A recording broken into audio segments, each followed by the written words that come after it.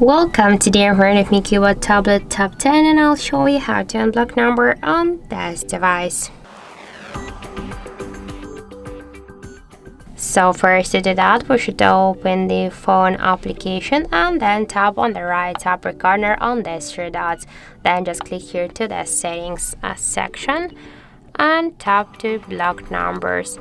Now we can see here that we have selected two just numbers in this blacklist, and just to remove one from these numbers you should click here on the 6 icon and then tap to unblock. Now we can see here the message that this number unblocked successfully. By the same way you can remove all of these numbers here in blacklist.